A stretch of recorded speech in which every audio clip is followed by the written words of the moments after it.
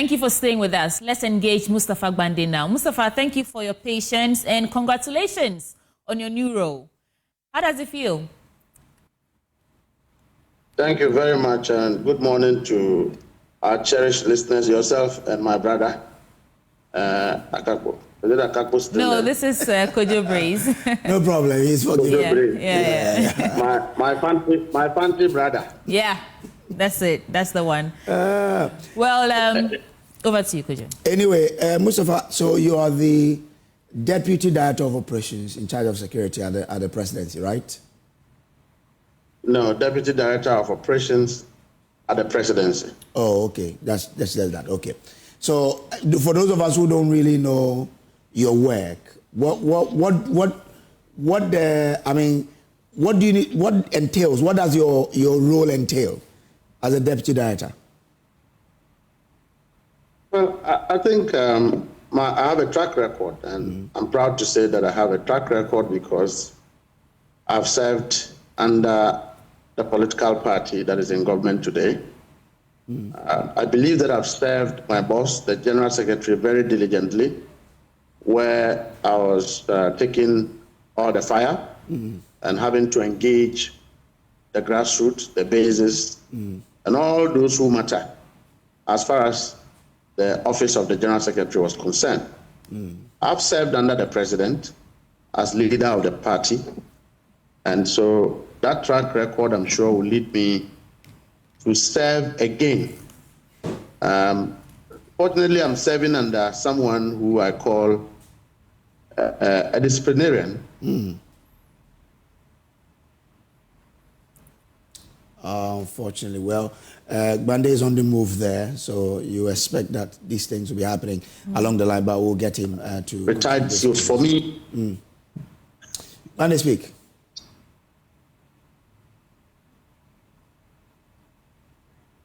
Okay, so we'll get back. But so he is the Deputy Director of Operations at the presidency. Yeah, Gbande. So you were speaking when your line tripped. Yeah, so having served under the General Secretary, who is a tough character, for me, it's a learning curve for me to learn to work in the presidency. Okay. And two, is an opportunity to serve my president, and through him, taking the presidency to the grassroots, where the grassroots actually feel that their government is in power. I think so far I'm the only national officer who is in the presidency, apart from the president, who is a leader of the party himself. And so we would have to get the grassroots to feel the impact of the government. And so whenever they wake up, apart from the structures that we have to encourage the structures to let the grassroots feel the impact of the presidency, feel the impact of His Excellency John Dramani Mahama as we reset this country. And I think so far I retained my position as a Deputy General Secretary as well. Okay. So it increases my role and my burden, where those who cannot reach ministers will have to call, and you have to facilitate engagement, because we want to get the ministers to focus on their job. We want to get CEOs to focus on their job. They have clear mandates. You've heard the president. And so if that is the case, it means that some of us must begin to take the stress off these ministers and appointees so that they can focus on the core mandate. Because the grassroots is hungry, the grassroots need to be sorted out, but somebody need to help them to engage properly so that they get sorted out. Okay. So you are sort of the link between the grassroots and the government or the presidency per se. I wouldn't say so, because at the other senior officers who I report to and take instruction from. Okay. But I think that among other things, that rule will not be left out.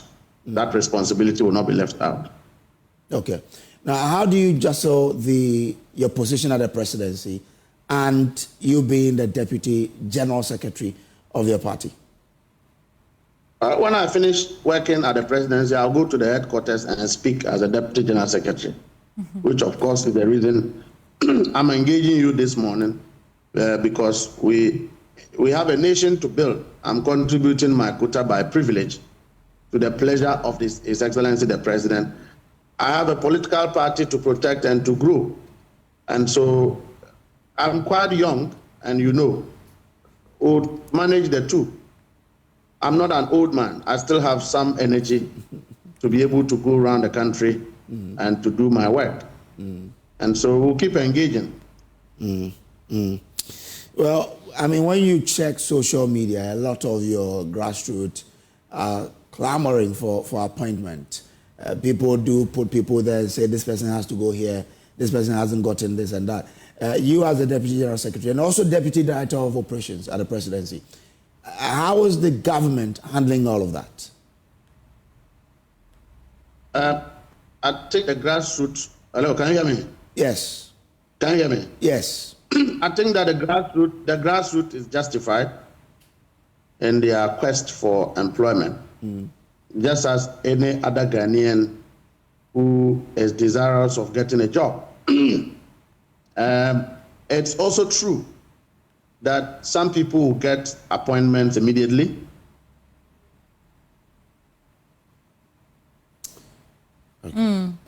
I'm actually curious to hear how he lands on that, because, Brace, there have been reports of dissatisfaction among some party members in terms of recruitment and appointment. And since he's retaining the position as Deputy General Secretary, I'm curious to know how the party is handling this, because it's not a good look. If party members are saying that we've been left out and all that. I think we have him back. Hello? Yes. Mustapha, so you went off.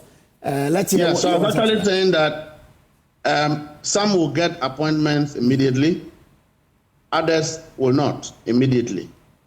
But for every team, we have reserve players, we have frontline players. I would have wished that I am a reserve player, so we sort everybody out first. But the president wants me to perform a duty. I know from the bottom of the heart of President Mahama, he wishes he can sort everybody out. But when you are confronted with over 6,000 appointments and you have more than 100,000 competent people, you will offend certain people innocently. In as much as you don't wish to, you will end up offending them. But as time goes on, some will make mistakes, they will exit, some will be reshuffled, some will be removed. And then other people, some people's misfortune will be other people's blessing. Is that the strategy, Mustapha? Is that the strategy to manage it? Because we've heard reports about some dissatisfaction among party members. Is that how you're managing it? To let some, what did you say, reserve players and others? Is that how you're managing the situation? And Mustapha, I know you're on the road, and we understand the demands of your time, but is it possible for you to pause for us for a bit so we can have this conversation? I'm trying to do that now. Okay, great. So I was asking... What was your last question? My question is, you're talking about reserve players, those who will be on bench, and even those who have gone ahead of others. Some may be some may not do well, they may be removed, others will then come in and all. I'm asking if that's the strategy to manage the reports of dissatisfaction we're hearing in terms of the party members who think they should have been appointed to various positions various positions. Is that the strategy to manage it? No, I think that basically, so far, as far as I have joined politics is concerned, this is the first time the president have focused on appointing party officers into government, and he has done so well. Number two, in terms of strategy to manage who have gotten appointment and who have not gotten appointment, it's a natural reality that as we go, some people will fall. As we go, expansion will happen. In terms of reactions on the ground, the few appointments, it's real, yes. There are some people who have been appointed. Party people believe that they have not seen them, they don't know them. They are persons they do not see as they see Mustapha Gbande. But we are all to the pleasure of the president, and the president has a lot of references to make. We are trying to build a country where President Akufo-Addo's handbook is a very voluminous book that all of us should read every morning in terms of what not to do. And so if for the first time you have several appointees from within the NDC and few ones who are neutrals, I believe that the president is trying to balance competence, is trying to balance technical experience with loyalty, with also people who believe in the vision of his presidency. And so these are normal reactions. It's not new. It's not a novelty. It's something that we see every day happening in government. But whenever it does happen, we engage the grassroots, we engage the people and explain the rationale to them. That is why you don't see overly reaction of these matters, because we have been engaging the grassroots to understand where the president is coming from. And I think this is also new, because in the past, people do not engage, but we engage the grassroots consistently to understand where we are going to and why certain decisions are taken. Mustapha, you mentioned former President Akufo-Addo and learning, taking some key lessons from how he ran his administration and all that. You recall that in 2016, internal divisions were cited as one of the factors for the party's electoral loss. So I guess I'm asking, how do you're still a party leader. You're retaining your position as Deputy General Secretary. How are you ensuring that the morale of your people remain high? I know it's early days yet, an election is like 4 years away, but how do you ensure that this does not come back to bite you in the future? Well, if you check, the president has appointed myself into the presidency. My brother Sami Jemfi is a CEO. My brother Pablo, who is a national youth organizer, is a minister in charge of youth and employment. My brother Edujita Maklu, if you look at the national women organizer, she's a CEO today. If you look at the deputy national organizer, she's a CEO of Maslok. What it means is that the president blesses you so that you are blessing unto others. Much as possible, we want to build a society where each and everyone will live freely, each and everyone will live happily, each and everyone will prosper. But of course, the party is well involved in the governance, and we are very sensitive to every reaction at any given point. If you checked how we run the party, I myself was in the field 24/7, where wherever we get a conflict, I was asked by my general secretary to rush there, engage, and we have it resolved. The same principle is what we apply whilst in government, so that where President Mahama cannot be, we continue to engage the people. Even if government is wrong in some issues, you have to engage the people to let the people understand. And so that engagement will not cease. And I can assure you that the national chairman, the general secretary, and the president himself consistently engage one another in everything that is happening. And so at that level, there is unity as compared to the NPP, where President Akufo-Addo ran a one-man show, no party involvement, relegated the NPP to the background. All NPP executives were left behind the backgrounds. And if he disagreed with executives, he found a way to give money for them to sideline those executives. That is not President Mahama. Gbande, you weren't in that government. How do you know? Say that again. You weren't in that government. I am an operative, and before you can put your opponent out of the ring, you must be able to size your opponent properly. And we knew that that was a style of President Akufo-Addo. It was his brothers who were managing more or less his interest in the party. That is not President Mahama. He will consult. He has appointed almost 50% or 60% of national executives into his government. It has never happened in the history of our country before. President Mahama has relatively appointed young people, young people who are energetic. It's believed that the Gen Zs, this is our generation, and this generation is quite energetic to resolve and solve the problems of this country. If you look at his style of appointment, he is positioning the elderly people who are experienced to guide the young ones to succeed. Okay. And so we are far away from what NPP have gone through. We are just 2 months in power. in the subsequent days. In fact, let me state this.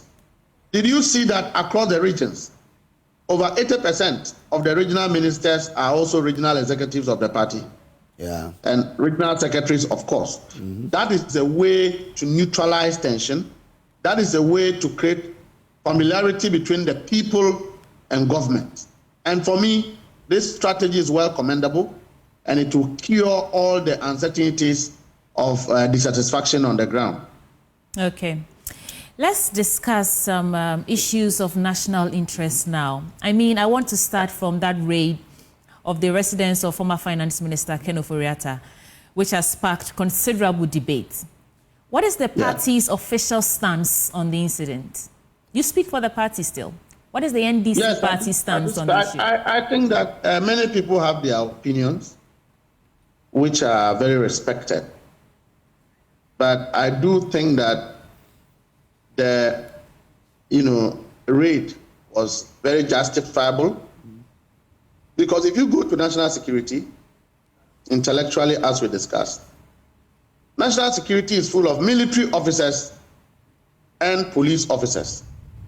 Don't also forget that we have Vigilante Act, which prevent persons who are not trained, experienced to be in national security. And so the question we should be asking is, those officers, were they performing a role as national security officers, or they were performing a role as military officers? The answer is, they were performing a role as national security officers. Did OSP sanction? OSP says no. National security did. Is it the case that there are multiple investigations on Ken Ofori-Atta? Did they kill anybody? Did they steal anything? Did they break into anything? Or the gate was open and they entered and did a search and exited? If you believe that somebody is corrupt, and I know you sitting there, you believe that Ken Ofori-Atta have not been fair to the people of Ghana, including our pensioners, collapsing of banks. In fact, even in his own party, the biggest enemy of the NPP today is not the NDC, it's Ken Ofori-Atta. President Akufo-Addo, before he exited as president, declared Ken Ofori-Atta a fugitive and a betrayer. You're saying that president... Where did he declare that? I do know that. Go and ask them. And hold on. When the OSP declared him as a fugitive, we can all say so because we all heard him. You are saying Akufo-Addo declared him as a fugitive, and we're asking, where did he say that? We don't know. We've not heard it before. You are telling us. Where did he say that? You wouldn't say it because you are a journalist and I am a politician. But I'm telling you that 90% of the NPP ministers believe that Ken Ofori-Atta have cheated them, betrayed their cause. In fact, a man who used his private companies to benefit from his own work is found in explicit issues of conflict of interest. You know that, and I know that. But that's different from being a fugitive. The scenario you are describing. President Akufo-Addo, for all intents and purposes, was in the Jubilee House thinking Ken Ofori-Atta was championing his interest. No, he wasn't not. He was championing his own interest. In the coming days, there will be revelations on activities of government, and you get to understand what I'm talking about. But I can say on authority that OSP's declaration of Ken Ofori-Atta as a fugitive is on the mild side, more than what President Akufo-Addo feels right now, as he is home. And so, when people begin to question military involvement and use of military, I don't understand how you want to speak to the issues when officers who are posted to national security are all military officers. For me, we are yet to start the game. Okay, Mustapha, but what was the end goal of what happened? Well, those are for national security reasons. I don't work with national security. But I'm saying that if Ken Ofori-Atta, should refuse to come, every measure will be deployed to bring him down to this country. But if for any reason he passes on, his dead body will be prosecuted and jailed, and every stolen money belonging to the people of Ghana will be retrieved. Look, It is not just an agenda of government. Well, it is a mandate. We went to campaign for us, monies that have been stolen from us. And well, I want to find out. That is one of them. Gbande is one of. Gbande, are you aware of Article 18 of the Constitution? Speak to me. Say again. What does this say? What does it say, and how does that exonerate Kanofurata? And how does that speak to a minister who have used his private companies to do financial engineering for government when he himself is a finance minister? How does that speak to exonerate a minister who sat down and electricity company of Ghana was given to few people who have managed it for months and have chopped the money and he never took any action? Are you not paying high bills for electricity?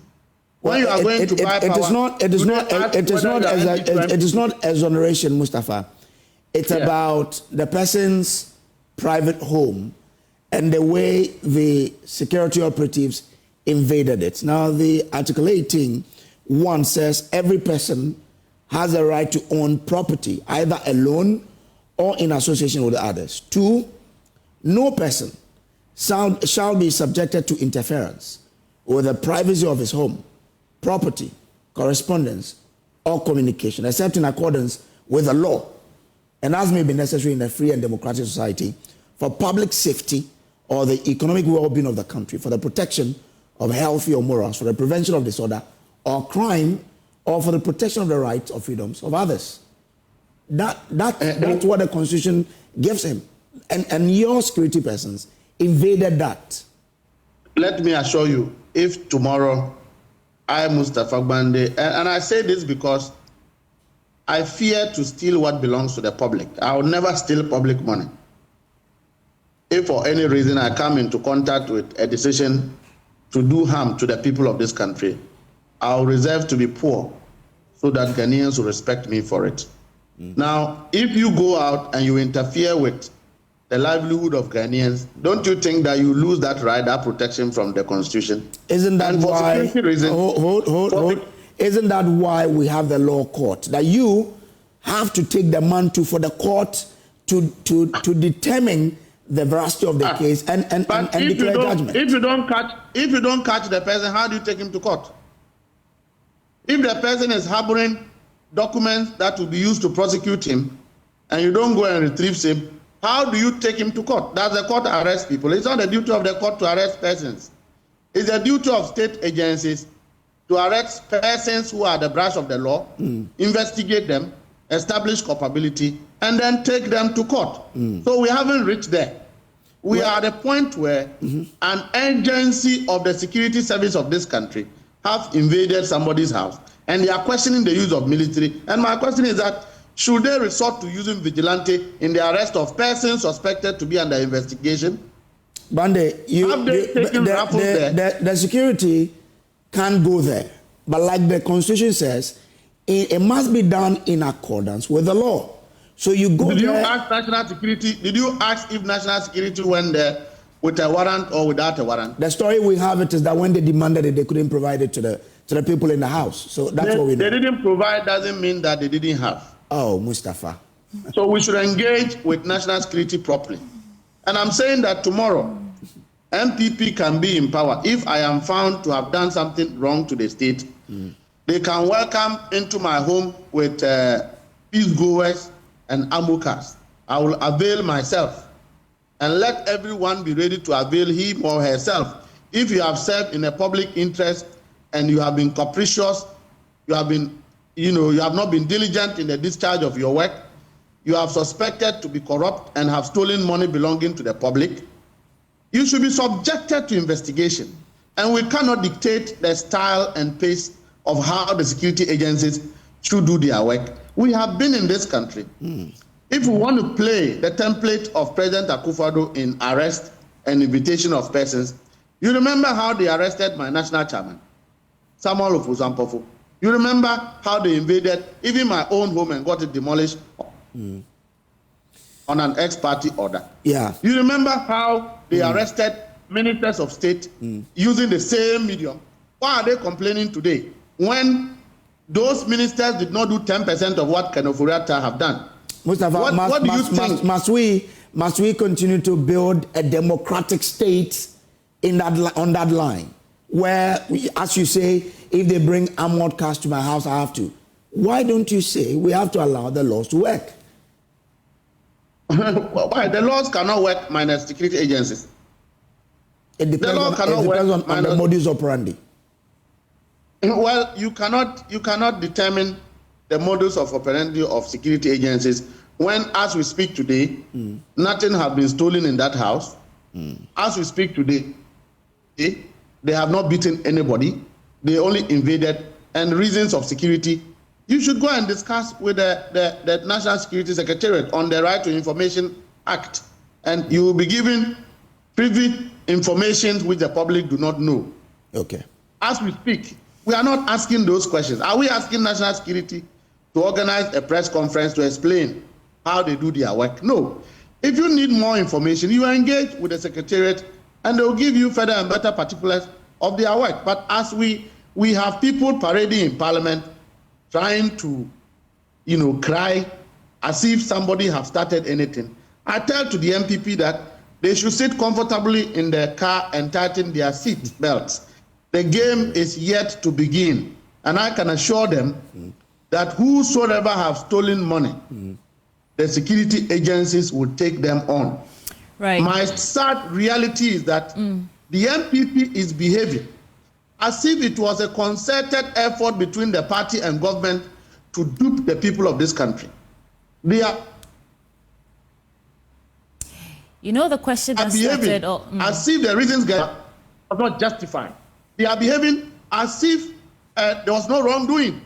If there was no wrongdoing, why do you have to lose the election so much?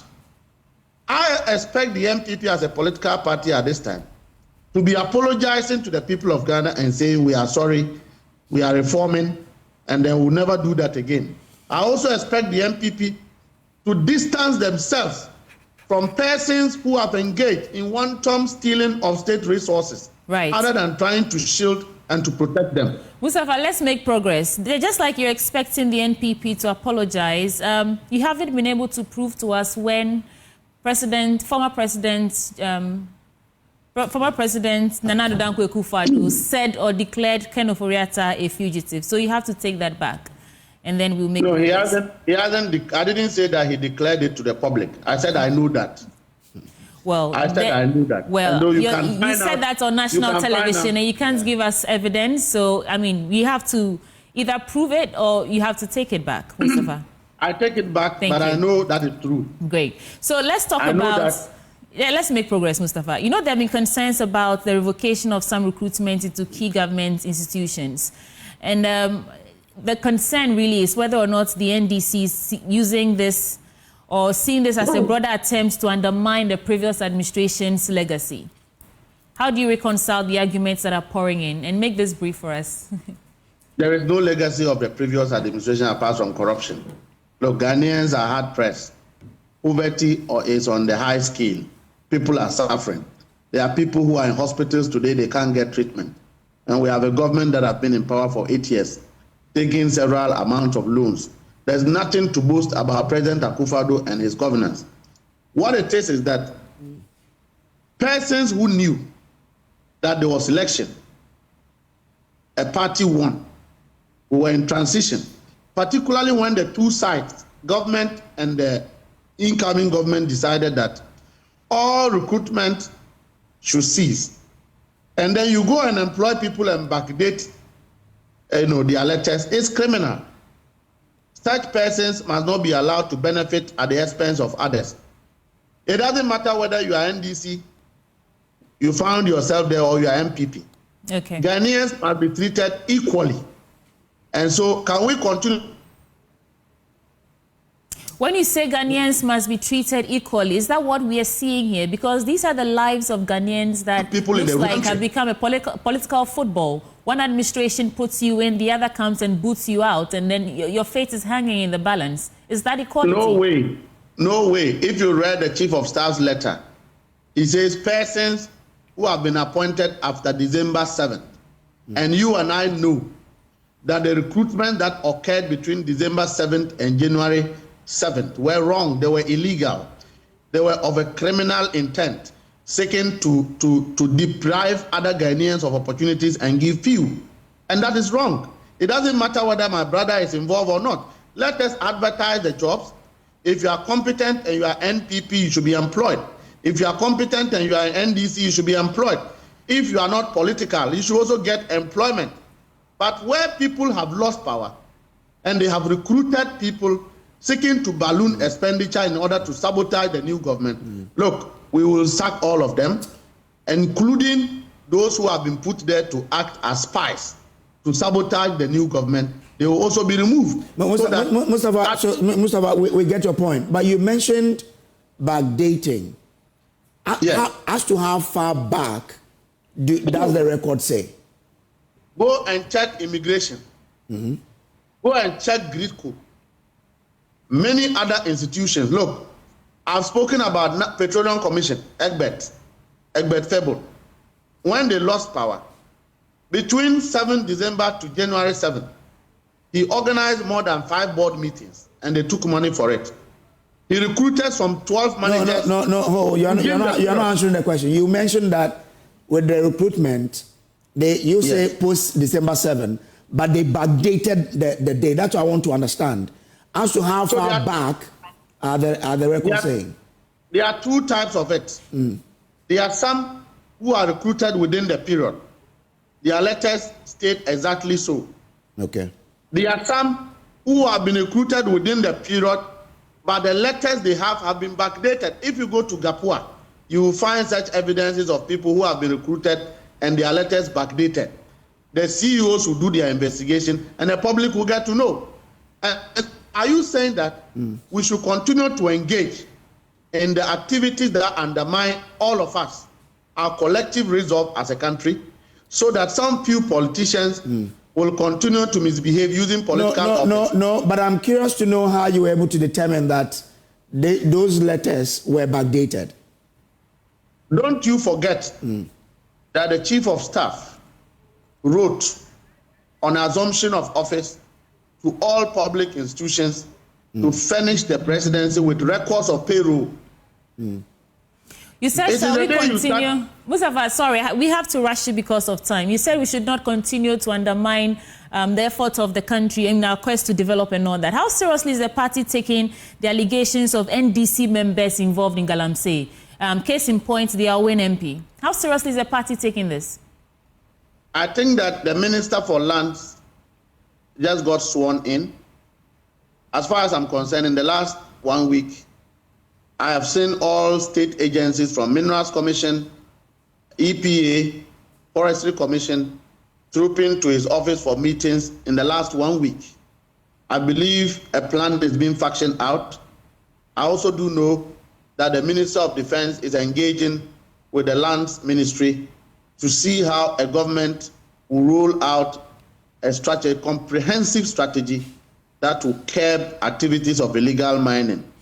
But particularly on allegations of NDC members, members of parliament, NDC sympathizers, again, I'm using the word allegations, who are involved in illegal mining. And so to add on, the papers are reporting this morning that the chairman of the party in Evaluate Ajomorajura is involved in Galamsey. The papers are reporting it this morning. Yeah. How do you respond to these? I'll verify these things, but I don't doubt your source. Look, a lot of people are beneficiaries of Galamsey. But the question is that what is government's comprehensive policy to curb Galamsey? Don't you think that the president who have just assumed office, he's doing appointments, he's just appointed ministers. The ministers are barely 1 week or 2 weeks in office. It is quite too early. Is it really too early for us to be begin talking to question government policy, allow that policy? Come again? Is it really too early? Hello? Because I'm saying, is it really too early Because the conversations from last year was that there was a lack of political will to tackle this thing head on. And it's the dawn of a new day, it's a new administration, and already we are hearing that NDC members, NDC sympathizers are involved in this. I would assume that, or I would think that the president will crack down hard on these people to make a statement that they are not going to, take kindly to NDC members or members in their government involved in illegal mining. But if you are still playing too early to do anything card, I don't think Ghanaians will be happy to hear that narrative. Let me say this very clear. Nobody have said that the activities of Galamsey was carried out only by NPP members or NDC members. There are various actors, including politicians and journalists. Okay? But the question is, what is government policy? And I'm saying that, do you think that a minister who is 2 weeks in office will already roll out a plan without interagency engagement? I've also told you that in the last 1 week, I am aware that Minerals Commission, Forestry Commission, EPA have been engaging in meetings with the Minister of Lands. He needs to take briefings. You are aware that the former Minister of Lands issued over 2,000 licenses, the highest in the history of our country. Are they all NPP? Are they all NDC? Are those license owners adhering to environmental protection laws? All of these analysis must be made before a comprehensive government policy rolled out to curb the process. All right, Mustapha, we'll get you. We'll be monitoring. But Mustapha, look, let me take you back to the revocations. Final question. Your government promised the 24-hour economy. That's job, correct. 3 shifts. Now, if a government appoints people, which could possibly be the 1 shift, why sack them when you are looking to do a 24 or implement a 24-hour economy policy? Look, there's no hue and cry about this. Government did not say that the beneficiaries are Togolese. Government only said that the recruitment was not in adherence of due process and procedures of employment. So you can reapply. You don't need to bring Ghanaian ID card to show. You are a Ghanaian, whether you are MPP or you are not. You should be engaged and recruited properly. Don't you think that is a laudable decision that you should be applauding government for? So that I do not look at your space in order to employ you. I do not look at my sister's beauty in order to employ her. But as far as you are a Ghanaian, you should be engaged properly. Mustapha, why did they wait until they lost power, then they begin to engage people? They have explained that the appointment is a process and not an activity. It started way before. But you are a deputy director of operations and you want to certify your grassroots. Wouldn't you then use that opportunity to ensure that your grassroots are the ones who take over these jobs? I'm a deputy general secretary and I want to satisfy the grassroots. When I go to the presidency, the rules are different. But at the party level, I would want to satisfy my grassroots. Of course, they are also Ghanaians. Do you want us to keep them hungry? Their party is in power. They should eat. The NPP people were in power for 8 years, decided to sabotage their own grassroots. We will not do the same. We will give opportunities to our grassroots because they have suffered and they have worked. You are aware. Anytime you were covering, political campaigns, the people you meet are human beings. They are not Togolese. We will help them to benefit from the government. We will also create opportunities that will take care of the NPP people, but they won't benefit the same as the NDC people will benefit. Mustapha It's as simple as that. We wish you the very best in your new role, and we'll be monitoring the space. And of course, we'll be holding your feet to the fire. Thank you so much for joining us on the EM show this morning. Thank you very much for having me. And you look beautiful this morning. Oh, thank you. Mustapha Gbande is the Deputy Director of Operations at the Presidency and still the Deputy General Secretary of the National Democratic Congress. And he says they will benefit, the grassroots will benefit from their government. So we're looking forward to that. Anyway, thank you. And stay because Mondays do not have to be dull and hard. They'll tell you more in the trends when they come on. Be right back.